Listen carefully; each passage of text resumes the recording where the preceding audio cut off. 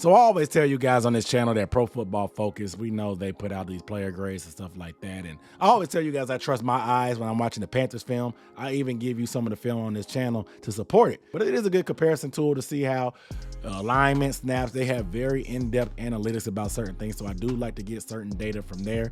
And plus, you guys probably believe them a lot more than you believe me unless I'm showing video evidence. So it's a good resource. However, they put out a beta, as in like a dry run version of a new simulator where you can simulate the year. Later on, you'll be able to adjust player grades and lineups and stuff to give other scenarios. But right now, they're just testing it out. So I thought it would be a good thing to just see how the Panthers season outcome will be. I'm gonna run it 5 times though. I don't want to just run it once because it's an algorithm. You never know what algorithm's gonna do. If I ran it for 100 times to get a bunch of data, it would be too long of a video and it's probably gonna be long enough, but I'll run it 5 times, give certain scenarios, try to see if we can get a best case scenario, worst case scenario of what's going to happen for the Panther season. It's just an algorithm. It's better than doing a Madden simulation, I guess. With all that being said, let's start right now. What up, though? What's going on? It's Aaron Duck here with the Necessary Bluntness Sports Talk, bringing you another video. Yes, make sure you guys are subscribed. I do Panthers content going like crazy, man. This is a kind of a downtime in the year where OTA is getting slow. This is where I'm gonna start picking it up. I got a lot of ideas in my brain and I'm trying to unload the clip, but when it's just so much breaking news and stuff, I try to stay on top of that. A lot of stuff gets pushed to the wayside. So I got a lot of exciting stuff coming down. I already dropped film breakdown. I'm starting a series on those free agents. The Panther Banter podcast by me will be returning. Yes, I know I had my first debut episode a while ago, but the new episode will be returning soon and very soon. And of course, the giveaway for 10,000 subscribers will be ending this week on Friday. If you have not entered, hit the link down below in the description. If the link is there, the giveaway is still open, or you can hit the community tab on the channel. If the link isn't there, it's over with. You know what I'm saying? You got a couple of hoops you got to jump through, but make sure you do that. Get in there. Make sure you win a little special prize, okay? So, but with that being said, this algorithm thing is not whatever. We know AI is taking over, ChatGPT, all this, that, and the third that's out there. This is just a regular algorithm. It's not really AI per se, but it's just an algorithm. They're going to run different scenarios based on their analytics and see what happens. So, without further ado, let's go ahead and head to PFF's website and see what they got in store. All right, so let's see what them boys from PFF talking about. I'm gonna click on the Panthers, and you can't really adjust the lineups to the player grades, I guess, because it's in beta right now, because I know they got some disrespectful player grades on our team, just overall in general, you know what I'm saying? But that's another conversation for another day. I'm telling you guys, PFF hates the Panthers. Regardless, I'll hit the simulate and see what this algorithm has to say about the Panther season. So we start with the dub. We'll see what the record is. I'm gonna do this a couple times because it's an algorithm. It's an algorithm. It's not perfect. You got to get a average of all the outcomes. And the thing is, every time I do this, the first time I do this, we always have a great record. So we're 12-5 here. Yes, I love beating. I would love to sweep the Saints, but splitting with the Saints, splitting with the Bucks, and sweeping the Falcons, fine with me. I'm sure 12-5 would win a division. Just thinking just how recent history of this division, but we'll see what happens. I want to look at the stats of who's who. So Bryce throwing for 4,200 yards. So we talked about in my previous video that Vegas has him for 3,750. So this will put him over that, and they have him for 24 touchdowns. This will put him over that too. 8 interceptions. That's pretty clean football from Bryce Young. That would be a phenomenal year. He'd probably win a Rookie of the Year with those type of numbers. We'll see. And no wonder we're 12-5. If Bryce cooks like this, you better be damn skippy. We're going 12-5. Let's look at the receiving yards. Look at this distribution, though. No 1,000-yard wide receiver. No 1,000-yard wide receiver. Pretty evenly distributed. Chart is the #1 guy. Is he going to play a full season? Last time he played a full season, he got 1,000 yards. So we'll assume that he didn't. Thielen #2. Terrace Marshall with a solid 500-yard year. I think a lot more fans would be disappointed if Terrace came in at 500 yards because we have a lot of big expectations. We want him to take that step to be wide receiver 1.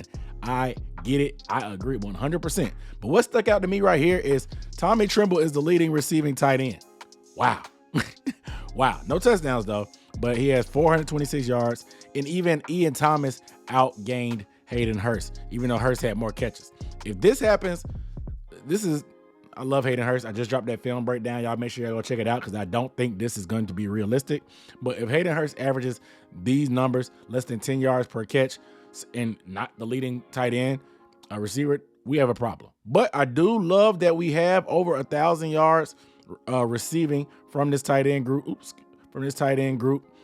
Something that we haven't had for a while. I've been begging for this. So it's pretty cool right here. And look at Miles Sanders having 376 yards. Now these numbers, every time I do this, Miles Sanders goes crazy. Look at this. 1,250 yards from Miles Sanders, 1,600 total when you combine the receiving. So 10 touchdowns rushing, coupled with his 4 receiving, 14 touchdowns. Miles Sanders, that'll be worth every penny that we paid for Miles Sanders. And he will cement himself as a top 10 running back in the league if he does this. Obviously, Chuba with the 597, couple touchdowns as well. Shout out to him. Bryce Young with a couple yards too. So, I mean, shoot, this is pretty good right here. I'll take this outcome, 12-5. Best case scenario, looks like we're a heavy running team, but we also evenly distribute the ball, and which is probably going to happen with our receivers. It's going to have to be by committee. We don't have a designated wide receiver 1, but I would like to see more from Terrace Marshall and Hayden Hurst. Let's run it one more time. So 12-5 the first time. I always have a good record the first time I do it. The more you do it, the worse it gets, but I just want you guys to witness it as we're looking. However, we're starting off with 2-0. 3-0, I'll take that. So again, same thing again. For 12-5. All right, let's go to the stats. Bryce's numbers a little bit down, still over that 3,750, right at that 14 touchdown passes that we looked at, that I talked about in Vegas. 519 passing attempts seems kind of high. 519 divided by 17, 30 times a game, so that's pretty conservative. I'll take that. Still look at his receiving yards.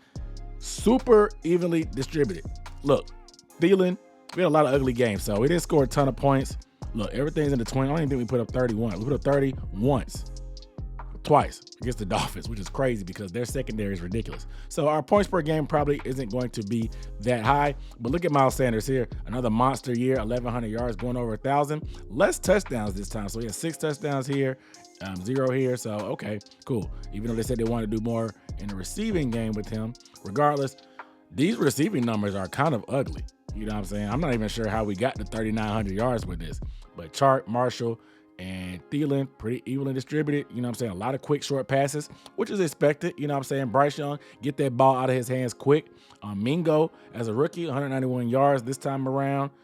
Okay. But look, Hayden Hurst, the receiving yards leader, 45 receptions. So that'll be 1, 2, 3, 4th on the team in receptions. So, okay, cool. I'll live with that. A little bit more, like I said, by committee. A by committee approach, heavy lean on the running game, of course.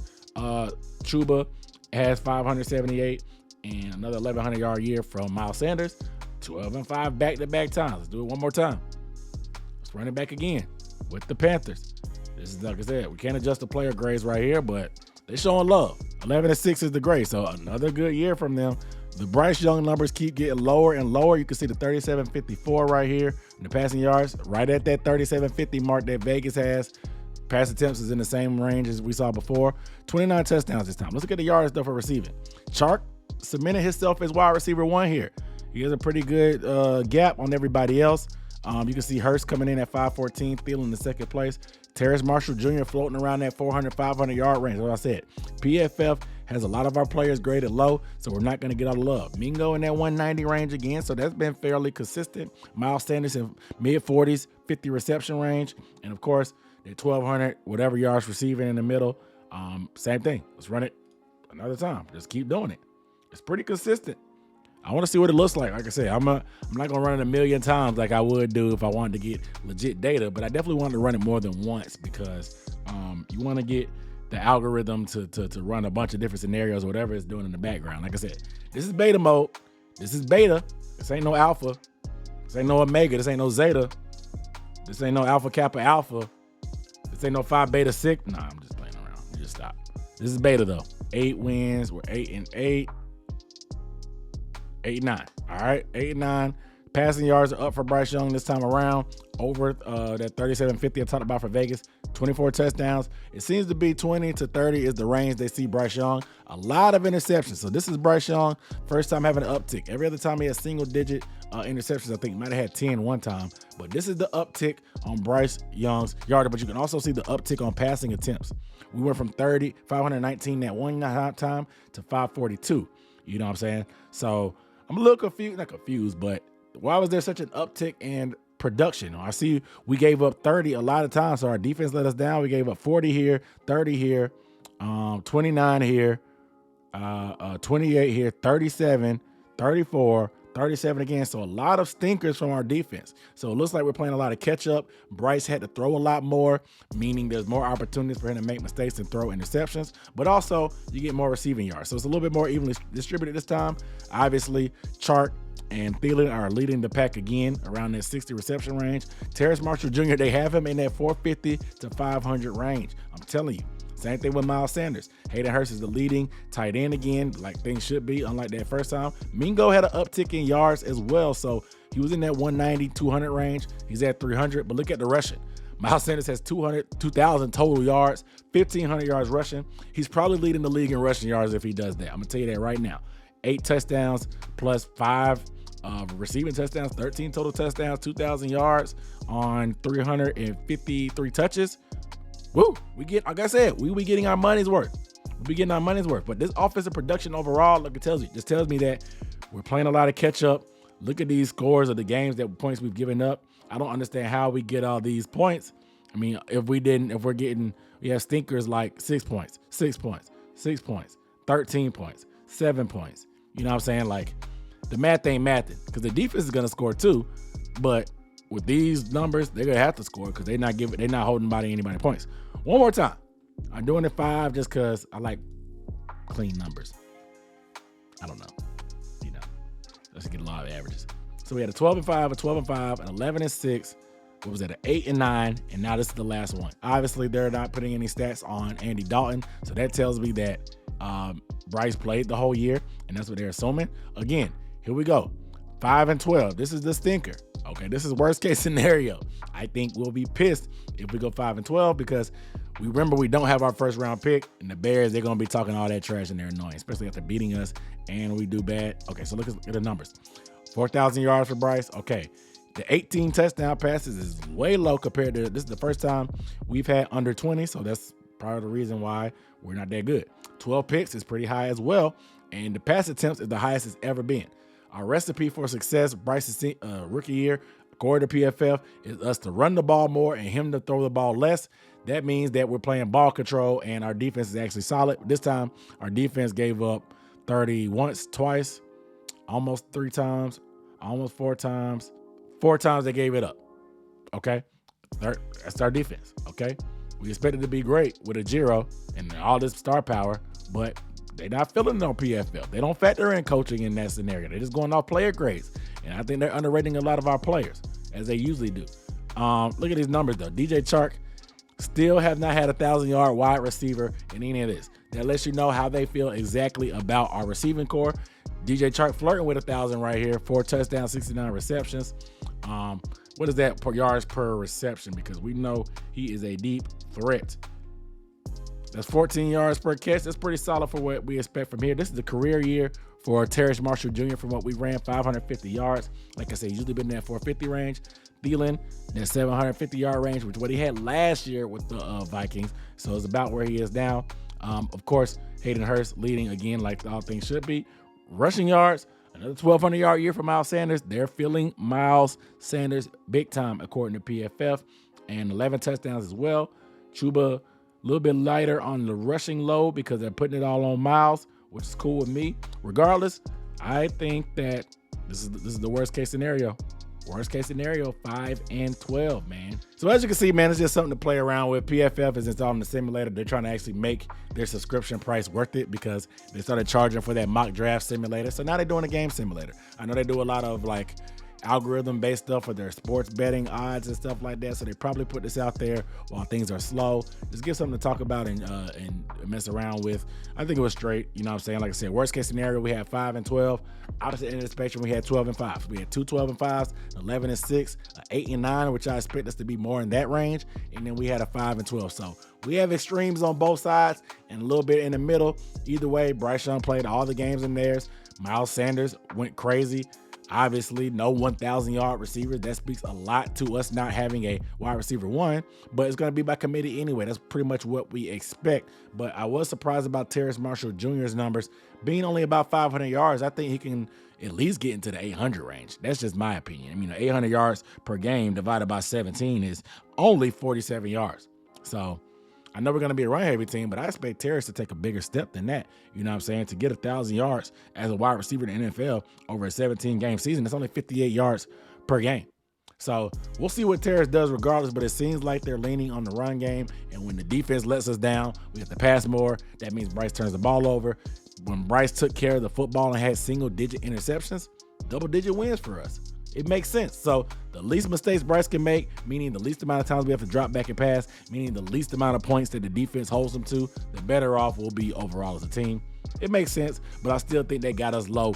I still think they got us low in terms of some of the ratings on the players. So it's a mixed bag as far as that. And obviously they don't factor in injuries or coaching and stuff like that. So it'll be interesting. You guys let me know how you felt about the algorithm and how you felt about those 5 years. Like I said, 12-5 twice, 11-6, 8-9, and then 5-12, man. So let me know, man. We got a good range to see what best case scenario, worst case scenarios. Let me know how you guys feel down below in the comments. But without further ado, I'm Aaron Duckett signing off with the Necessary Bluntness Sports Talk. Make sure you guys are subscribed. I'll see you next time.